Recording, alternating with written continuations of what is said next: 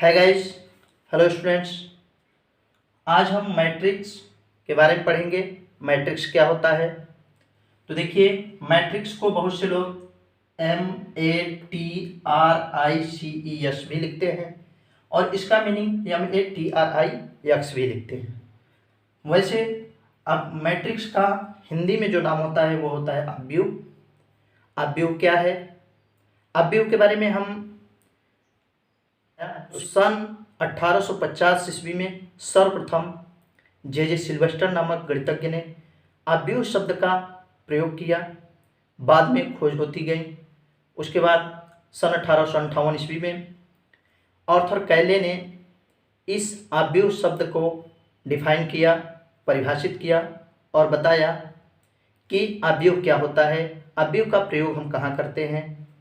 तो अगर प्रयोग करने की बात करें तो अवयव आणविक भौतिकी में, परमाणु भौतिकी में, इंजीनियरिंग में, अर्थशास्त्र में, समाजशास्त्र में और कंप्यूटर में भी किया जाता है। कंप्यूटर में जो भी कैलकुलेट करने का काम होता है वह लगभग मैट्रिक्स के मेथड से ही किया जाता है। वैसे अगर हम व्यवहारिक रूप में अवयव की बात करें, मैट्रिक्स की बात करें, तो कोई भी बच्चा अगर एग्जाम हॉल में पेपर देने गया है तो इस मैट्रिक्स के माध्यम से समझ सकता है। अगर कोई टीचर किसी बच्चे को स्थिति समझाने की कोशिश करे कि किसी एग्जाम हॉल में कोई बच्चा कहाँ बैठा हुआ है, तो मैट्रिक्स की सहायता से बता सकता है कि किस रो में और किस पंक्ति में और किस कॉलम में वो बच्चा बैठा हुआ है, उसका स्थान क्या है। तो मैट्रिक्स को हम समझते हैं कि मैट्रिक्स होता क्या है। तो मैट्रिक्स का अगर डिफिनेशन की बात की जाए, अवयव के डिफिनेशन की बात की जाए, अवयव क्या होता है, तो हम देखेंगे कि ये अवयव का परिभाषा क्या होगा। संख्याओं का एक ऐसा निकाय, संख्याओं का एक ऐसा निकाय, संख्याओं का एक ऐसा निकाय, संख्याओं का एक ऐसा निकाय जिसको पंक्ति को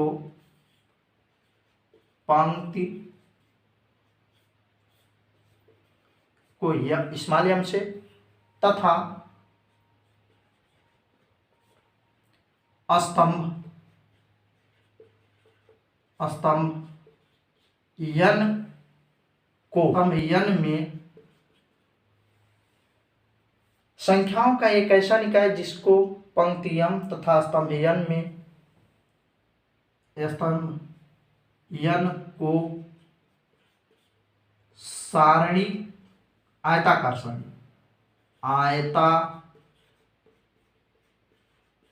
आयताकार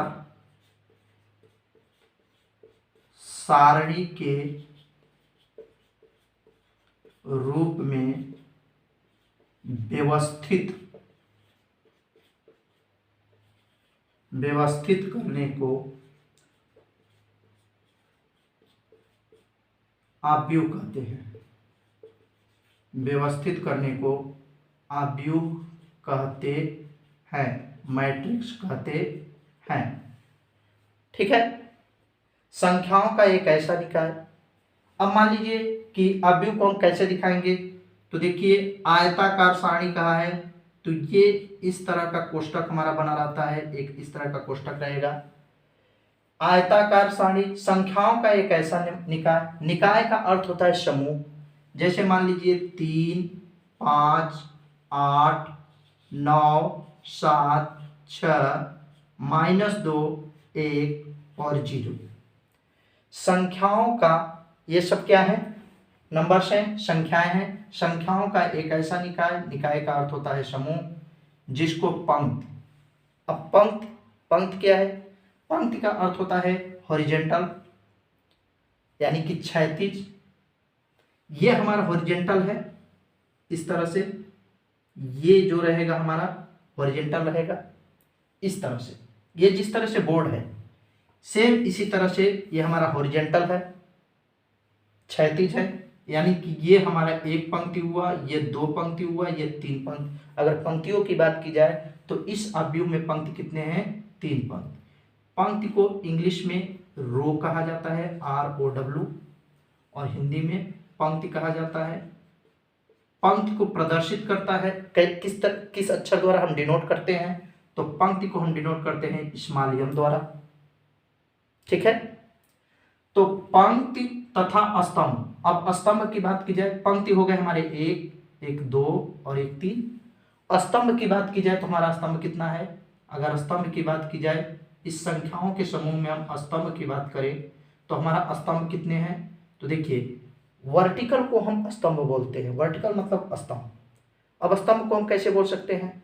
जैसे मान लीजिए कोई घर बना हुआ है, पक्के का घर है, उसमें जो पिलर डले होते हैं, पिलर यानी कि कॉलम जो खड़े होते हैं, इस तरह से पिलर जो डले होते हैं, वो हमारा स्तंभ होता है।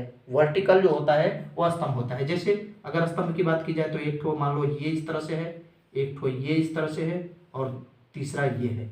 1 2 3 स्तंभों को हम क्या कहेंगे? इंग्लिश में स्तंभ को हम कॉलम बोलते हैं।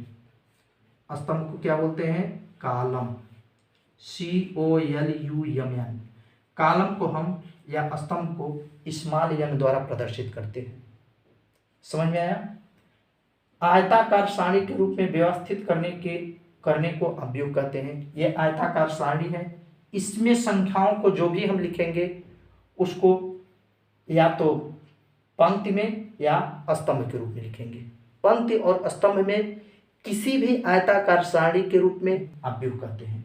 अब ये जो 3 5 8 7 9 7 6 -2 1 0 है, ये सब क्या है? इनको बोला जाता है, इनको अवयवों का एलिमेंट बोला जाता है। एलिमेंट, एलिमेंट मीन्स होता है तत्व। ये अवयव के क्या कहलाते हैं? तत्व कहलाते हैं। जो भी अंक इस आयताकार सारणी के अंदर रहता है उसे हम तत्व कहते हैं। ठीक है, तो ये हुआ अवयव का डेफिनेशन। अब अवयव में क्या क्या होते हैं उसके बारे में हम समझेंगे। अवयव को परिभाषित करने का ये नियम था कि संख्याओं का एक ऐसा निकाय, निकाय का अर्थ था समूह, संख्याओं का ऐसा निकाय जिसको पंक्ति m तथा स्तंभ n के रूप में आयताकार सारणी के रूप में व्यक्त करने को हम क्या बोलते हैं? अवयव। यानी कि पंक्ति के रूप में और स्तंभ के रूप में यदि हम किसी आयताकार सारणी में हम व्यक्त कर दे संख्याओं को तो उसको हम बोलेंगे कोटि। अवयव का कोटि।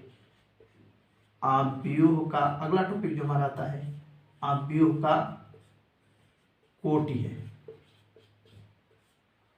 इसको बोला जाता है इंग्लिश में ऑर्डर ऑफ मैट्रिक्स।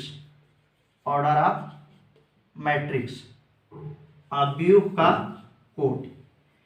यह अवयव का कोटि होता क्या है, इसको हम देखेंगे कि अवयव का कोटि क्या होता है।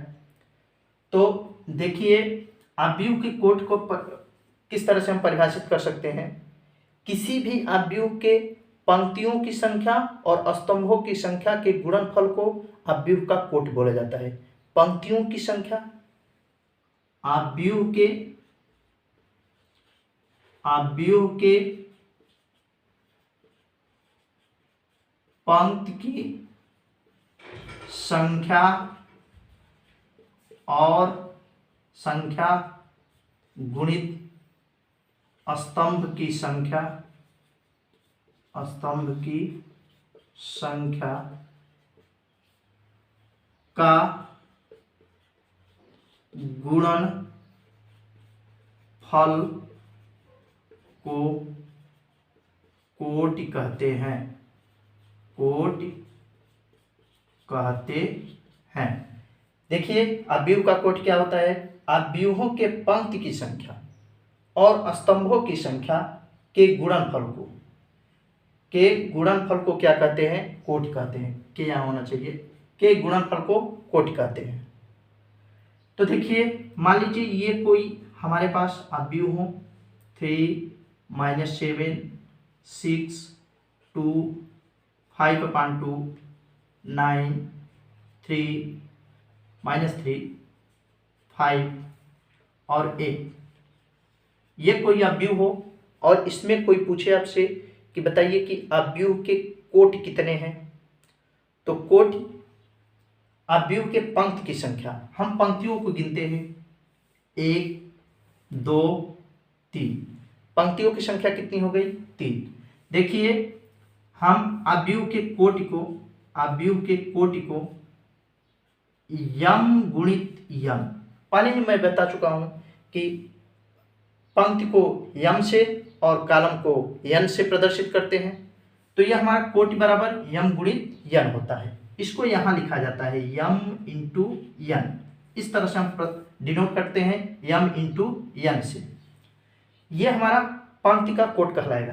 पंक्तियों की संख्या 1 2 3। अगर कोई पूछे कि कितने इसमें पंक्ति हैं तो 3 तो पंक्ति है। स्तंभ अगर कोई पूछे तो 1 2 3, स्तंभों की संख्या भी कितनी है 3 है। तो अगर हम कोट की बात करें तो इसमें कितने कोटि है 9 है। 9 कोटि का मतलब इसमें एलिमेंट 9 है। 1 2 3 4 5 6 7 8 9, 9 हमारे इसमें एलिमेंट है। अवयव की कोटि कितने हैं 9 है। ठीक है। अवयव के देखिए जरूरी नहीं है कि किसी भी मैट्रिक्स में पंक्तियों की संख्या और स्तंभों की संख्या बराबर हो।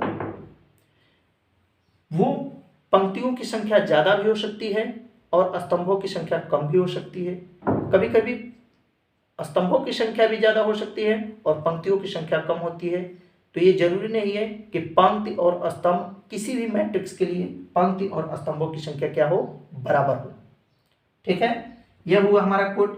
ये अगर इस तरह का कोई मैट्रिक्स होता 2 5 6 9, तो इस मैट्रिक्स की कोटि कोई पूछता तो एक ठो पंक्ति था, इस तरह से एक पंक्त 2 पंक्त यानी पंक्तियों की संख्या 2 और स्तंभों की संख्या 1 2, स्तंभों की संख्या कितनी हो जाती है 2, यानी कि कुल कोटि कितने हो जाते 4 हो जाते। और अगर बात करें मान लीजिए ये इस तरह से रहता, इस तरह से रहता, तब अगर कोई कोटि पूछता है कि कोटि कितने हैं तो हमारे 1 पंक्ति 2 पंक्ति 3 पंक्ति, पंक्तियों की संख्या कितनी हो गई 3। सबसे पहले हम पंक्ति लिखते हैं, उसके बाद स्तंभ लिखते हैं। ये भी ध्यान दीजिएगा आप लोग कि पहले हम पंक्तियों की संख्या लिखते हैं, 1 पंक्त 2 पंक्त 3 पंक्त, 3 पंक्ति हो गए। उसके बाद हम स्तंभ लिखते हैं 1 2, स्तंभ कितने हो गए 2, कुल कितने कोटि हो गए 6। समझ में आ रहा है आप लोगों को। तो ये था हमारा अवयव की कोटि।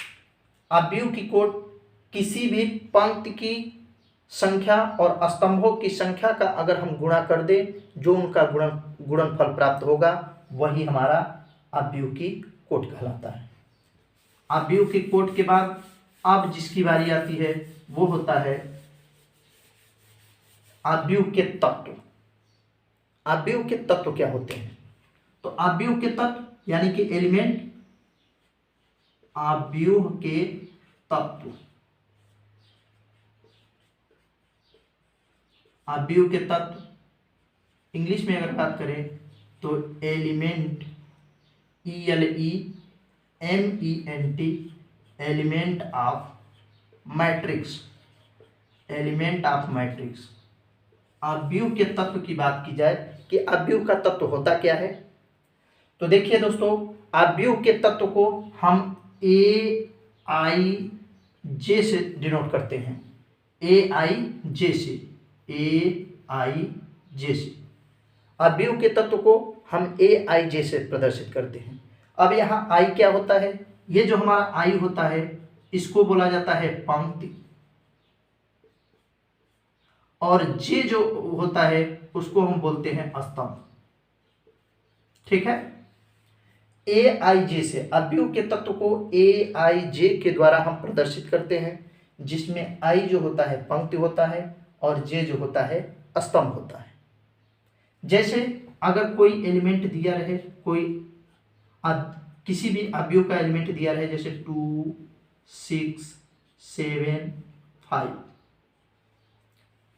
ठीक है, तो हम इसको कह सकते हैं कि AIJ इसका है, AIJ। देखिए अवयव के एलिमेंट को इस तरह से भी डिनोट किया जाता है, इसको A11 A12, A13, A21, A22, A23, A31, A32, A33। ये हमारे मैट्रिक्स के एलिमेंट हैं, मैट्रिक्स ऑफ एलिमेंट है। यह हमारा आव्यूह के तत्व हैं।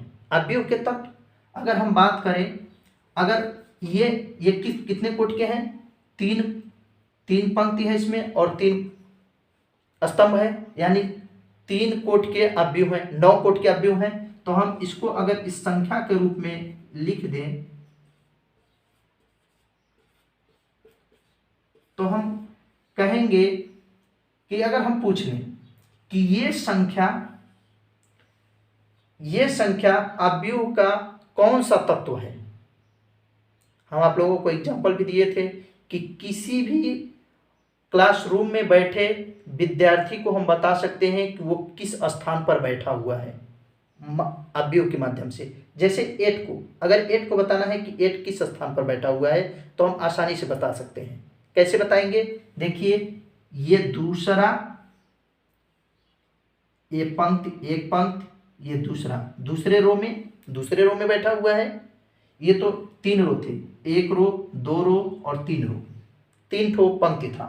स्तंभ की बात की जाए, 1 स्तंभ, 2 स्तंभ, 3 स्तंभ। तो 8 की बात की जाए तो ये दूसरे रो में बैठा हुआ है और दूसरे स्तंभ में बैठा हुआ है। देखिए ये इस स्थान पर है, ये किस स्थान पर बैठा हुआ है, A22। ये 1 पहला 1 बताता है, A11 में ये पहला 1 बताता है। जैसे A11 लिखा हुआ है, A11 लिखा हुआ है, इसका मतलब क्या है, ये पहला 1 बताता है कि हम पहले पंक्ति में बैठे हुए हैं, यानी कि ये पहला पंक्ति हो गया, ये पहला पंक्ति, ये 11। देखिए इसके स्थान पर कौन सा है, ये है, इसके स्थान पर A11 के स्थान पर क्या है, 2 है। तो ये बताता है, पहला 1 बताता है कि हम पहले पंक्ति में बैठे हुए हैं, पहले रो में बैठे हुए हैं। ये दूसरा 1 बताता है, इसका ये दूसरा 1 बताता है कि हम पहले कॉलम में बैठे हुए हैं। पहली संख्या रो को बताता है, दूसरी संख्या कॉलम को बताता है। जैसे इसमें I पंक्ति को बताता है और J स्तंभ को बताता है। इसी तरह से A11 में ये पहला 1 बताता है कि पहले हम पंक्ति में बैठे हुए हैं, दूसरा 1 बताता है कि हम पहले स्तंभ में बैठे हुए हैं। यानी कि इस 2 की स्थिति कहाँ है, A11 के स्थान पर है, यानी पहली पंक्ति और पहले कॉलम में 1/2 बैठा हुआ है। समझ में आ गया। फिर से देखिए, अगर कोई भी पूछे कि A23 की स्थान बताओ, A23 क्या है, तो A23 के स्थान पर यहाँ क्या हुआ है, कितना है, 9 है, A23।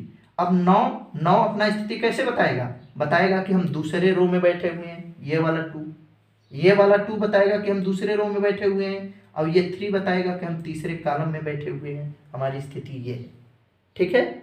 अव्यूह के तत्व का मतलब यही है। अव्यूह के तत्व को AIJ के द्वारा प्रदर्शित करते हैं। इसको A11, A12, A13, A21, A22, A23 द्वारा भी हम डिनोट करते हैं, बताते हैं, ठीक है। अब इसके बाद आता है अव्यूहों का निरूपण। अव्यूहों का निरूपण, देखिए अव्यूहों का निरूपण, इसको अंग्रेजी में बोला जाता है का निरूपण, इसको अंग्रेजी में लिखा जाता है रिप्रेजेंटेशन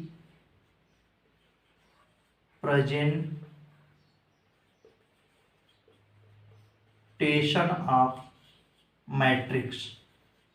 रिप्रेजेंटेशन ऑफ मैट्रिक्स, अव्यूहों का निरूपण।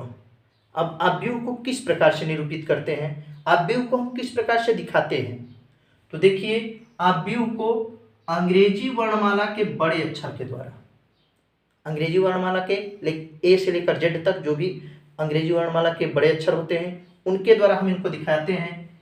जैसे A = A11, A12, A21, A22, A22, ठीक है। हम आव्यूह को अंग्रेजी वर्णमाला के बड़े अक्षर के द्वारा और आव्यूह के तथ्यों को अंग्रेजी वर्णमाला के छोटे अक्षरों द्वारा स्मॉल या स्मॉल लेटर में दिखाते हैं। अंग्रेजी वर्णमाला के स्मॉल लेटर में आव्यूह के तत्व को दिखाते हैं, जबकि अंग्रेजी वर्णमाला के बड़े अक्षर द्वारा हम आव्यूह को निरूपित करते हैं। जैसे इसको कहना हो तो कैसे बोलेंगे, मैट्रिक्स ए बराबर A11, A12, A21, A22। ठीक है, यह था आव्यूहों का निरूपण। आव्यूहों के प्रकार। इसके बाद हमारा क्या आता है, आव्यूहों का प्रकार। आव्यूहों का प्रकार,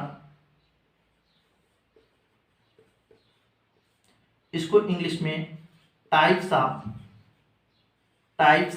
मैट्रिक्स बोलते हैं। टाइप्स ऑफ मैट्रिक्स, आव्यूहों का प्रकार। आव्यूहों का प्रकार क्या होता है, देखिए आव्यूहों के बहुत से प्रकार हैं। कुछ प्रकारों के बारे में हम यहाँ पर बात करेंगे।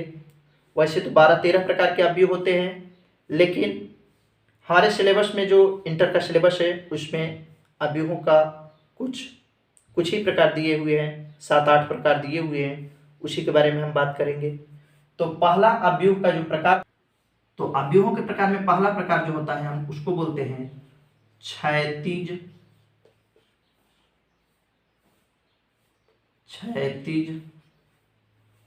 आव्यूह। क्षैतिज आव्यूह, इसको अंग्रेजी में हॉरिजॉन्टल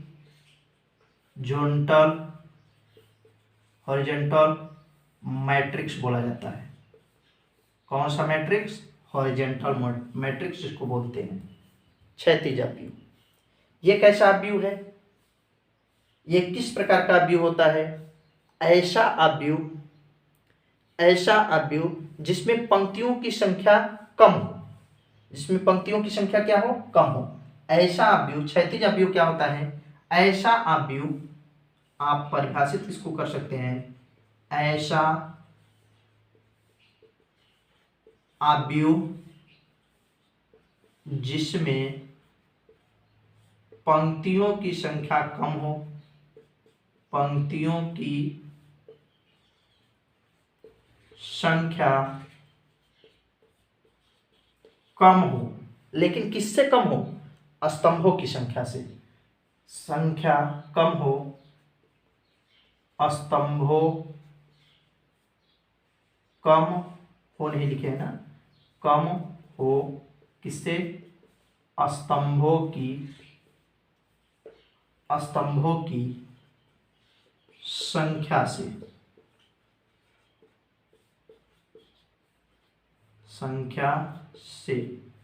ऐसा आव्यूह जिसमें पंक्तियों की संख्या कम हो, पंक्ति कम हो लेकिन स्तंभ क्या हो, ज्यादा हो। जैसे अगर हम बात की जाए कि क्षैतिज आव्यूह क्या है, तो पंक्ति कम होनी चाहिए। यहाँ अगर हम 2 लिख दें, 5 लिख दें, 2 लिख दें, 5 लिख दें, 6 लिख दें, 9 लिख दें, 3 लिख दें और -4 लिख दें, तो देखिए यहाँ पर पंक्तियों की संख्या कम है। पंक्ति की संख्या की बात की जाए तो पंक्ति कितने हैं, 1, 2। पंक्ति कितने हैं, 2। पंक्ति हमारे 2 हैं, जबकि स्तंभ कितने हैं, 1, 2, 3।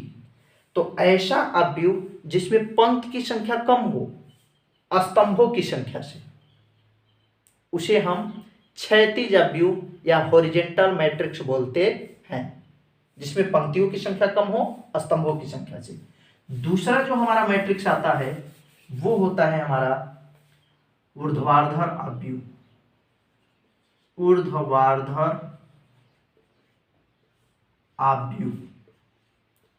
ऊर्ध्वाधर आव्यूह, इसको वर्टिकल मैट्रिक्स बोलते हैं। कौन सा मैट्रिक्स, वर्टिकल मैट्रिक्स।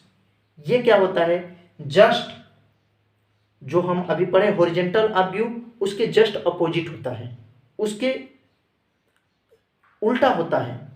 उसमें क्या था, स्तंभों की संख्या ज्यादा था, पंक्तियों की संख्या क्या, यानी कि रो कम थे पंक्ति से, रो कम थे स्तंभ से, अब इसमें क्या होगा, ऐसा मैट्रिक्स जिसमें स्तंभों की संख्या कम हो, स्तंभों की संख्या क्या हो, कम हो, लेकिन पंक्तियों की संख्या क्या होनी चाहिए, ज्यादा होनी चाहिए।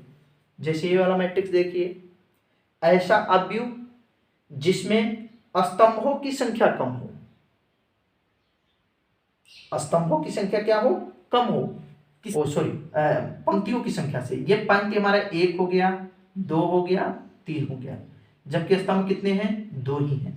यहाँ स्तंभों की संख्या कम है पंक्तियों की संख्या से, इसलिए इसे हम ऊर्ध्वाधर अवयव कहते हैं। पंक्तियों की संख्या में, पंक्तियों की संख्या रो मैट्रिक्स में, हॉरिजॉन्टल मैट्रिक्स में पंक्तियों की संख्या कम होती है और ऊर्ध्वाधर मैट्रिक्स में कॉलमों की संख्या कम होती है। ठीक है, अगला जो अवयव आता है उसे हम लोग कहते हैं वर्ग अवयव। वर्ग अवयव, इसको इंग्लिश में स्क्वायर मैट्रिक्स बोलते हैं। वर्ग अवयव, वर्ग अवयव क्या है, ऐसा अवयव जिसमें पंक्तियों और स्तंभों की संख्या बराबर हो। देखिए जैसे ये हम बात करें, ये बात करें, थोड़ा सा और बड़ा लिखने की कोशिश करते हैं। 5 9 4 6 2 3 -5 7 और 2, ये कोई अवयव हो। वर्ग अवयव हम इसे कैसे कर सकते हैं कि यह वर्ग अवयव है। वर्ग अवयव का परिभाषा है कि ऐसा अवयव जिसमें पंक्तियों की संख्या स्तंभों की संख्या के बराबर हो। यानी इसमें रो की संख्या की बात की जाए तो कितनी बार रो है, 1 बार रो, 2 बार, 3 बार। रो हमारा 3 बार है, कॉलम कितनी बार है, 1 2 3, और स्तंभ भी हमारे कितने बार हैं, 3 बार है। तो ऐसा अवयव जिसमें पंक्ति और स्तंभों की संख्या समान होती है उसे हम वर्ग अवयव कहते हैं। ये इस प्रकार का भी हो सकता था।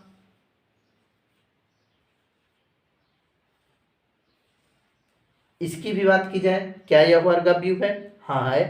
क्यों है, क्योंकि इसमें भी 1 रो 2 रो, रो 2 ठो है, 1 कॉलम 2 कॉलम, कॉलम भी 2 ठो है, इसलिए ये दोनों वर्ग अवयव हैं, स्क्वायर मैट्रिक्स है। अगला मैट्रिक्स जो हमारा आता है वो होता है शून्य अवयव, जिसको हम जीरो मैट्रिक्स, जीरो मैट्रिक्स या नल मैट्रिक्स बोलते हैं। नल भी बोल सकते हैं आप, यहाँ NULL, नल मैट्रिक्स। इसको जीरो मैट्रिक्स या नल मैट्रिक्स बोलते हैं, शून्य अवयव। अब ये शून्य अवयव क्या होता है, शून्य अवयव वर्ग अवयव हो सकता है। समझ रहे हैं आप लोग, शून्य अवयव वर्ग अवयव हो सकता है। यानी कि शून्य अवयव का अर्थ होता है कि ऐसा मैट्रिक्स जिसके प्रत्येक अवयव का मान कितना हो, शून्य हो। ये हो सकता है, या फिर इसको भी आप बोल सकते हैं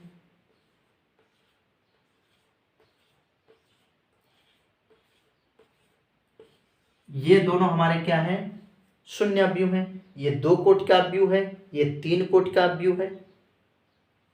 इसमें प्रत्येक अवयव क्या होते हैं, शून्य होते हैं। इसको वर्ग अवयव भी कह सकते हैं। क्यों कह सकते हैं, क्योंकि इसमें पंक्तियों की संख्या 2 है और स्तंभ की संख्या भी 2 है। इसमें पंक्तियों की संख्या 3 है और स्तंभ की संख्या भी कितनी है, 3 है। तो इसलिए इसे हम शून्य अवयव कहते हैं और शून्य अवयव को हम वर्ग अवयव भी कह सकते हैं। अगला मैट्रिक्स इकाई या तत्समक अवयव है। इकाई अवयव या तत्समक अवयव, इसको इंग्लिश में आइडेंटिटी मैट्रिक्स बोला जाता है।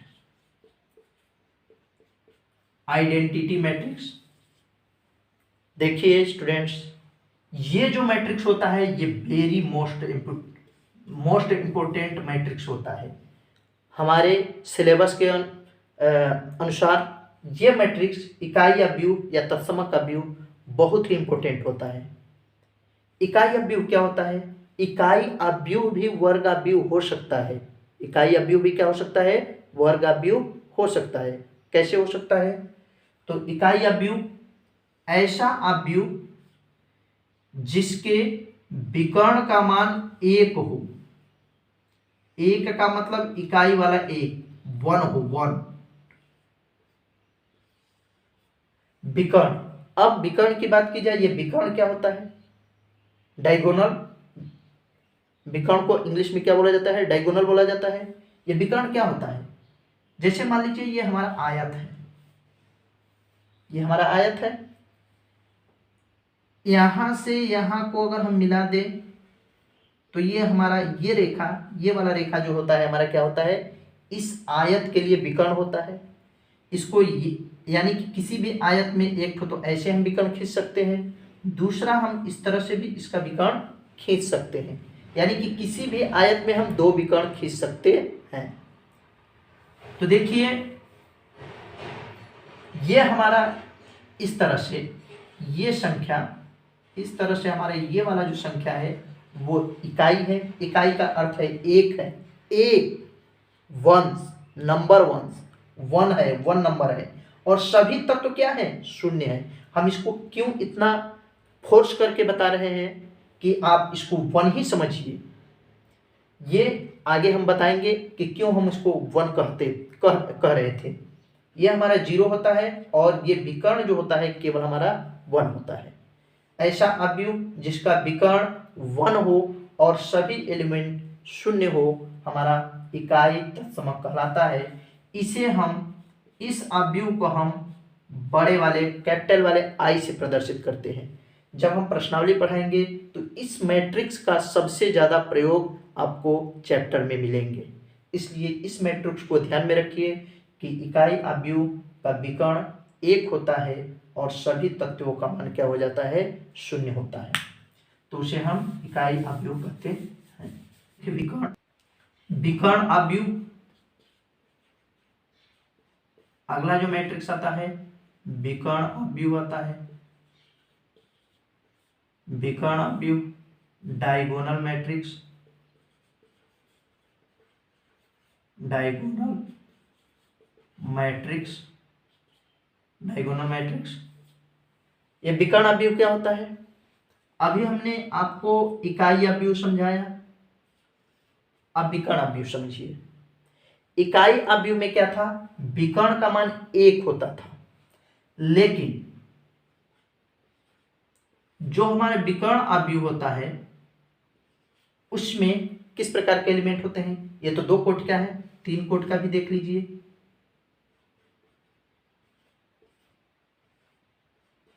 ये हमारा 3 कोटि का मैट्रिक्स है। क्या ये दोनों विकर्ण अवयव हैं? तो विकर्ण अवयव का परिभाषा क्या होता है उसको समझिए। ऐसा अवयव जिसके विकर्ण का मान समान हो, 1 ना हो, समान हो। समान, जैसे इस विकर्ण का मान 2 है, इस एलिमेंट का मान 2 है, तो इस एलिमेंट का मान भी कितना है? 2 है। यहाँ करणी में 3 है तो करणी में 3 है, करणी में 3 है, यानी कि √3 √3 √3, और सभी एलिमेंट क्या है? 0 है। तो विकर्ण अवयव भी वर्ग अवयव हो सकता है या होता है। ऐसा भी कह सकते हैं कि विकर्ण अवयव वर्ग अवयव होता है। लेकिन इसमें और आई मैट्रिक्स में एक ही अंतर है। आई मैट्रिक्स में इसका मान 1 होता है, यहाँ जो विकर्ण रहता था उसका मान क्या होता था? 1। अभी जो हम तत्समक अवयव, इकाई अवयव समझाए उसमें विकर्ण का मान 1 होता था और सभी एलिमेंट 0 होते थे। लेकिन इसमें विकर्ण का मान समान होता है। समान का मतलब 2 होगा तो ये भी 2 होगा। अगर ये करणी में 3 है तो ये करणी में 3 है तो ये भी करणी में 3 ही होगा, और जो सभी मान होंगे और जो सभी वैल्यू होंगे एलिमेंट के वो 0 के बराबर होंगे, 0 होंगे। एक होता है रो मैट्रिक्स। रो मैट्रिक्स, इसको पंक्ति अवयव कहते हैं। पंक्ति अवयव। अब ये पंक्ति अवयव होता क्या है? ऐसा अवयव जिसमें केवल पंक्तियों की संख्या हो, स्तंभों की संख्या हो ही ना, पंक्ति हो 2 5 6। ऐसा अवयव जिसमें केवल पंक्ति हो, स्तंभ न हो, उसे हम रो मैट्रिक्स कहते हैं। इसमें स्तंभों की संख्या कुछ है ही नहीं, केवल पंक्ति है। और दूसरा होता है कॉलम, कॉलम मैट्रिक्स, मैट्रिक्स यानी कि इसको स्तंभ अवयव कहते हैं, स्तंभ अवयव। ऐसा अवयव जिसमें केवल स्तंभ हो, केवल स्तंभ हो, इसमें केवल स्तंभ है और रो तो है ही नहीं, तो इस प्रकार के मैट्रिक्स को हम स्तंभ अवयव कहते हैं। अगर हमारा वीडियो आपको पसंद आया हो तो आप ज़्यादा से ज़्यादा शेयर करें, लाइक करें, कमेंट करें और सब्सक्राइब करें। धन्यवाद।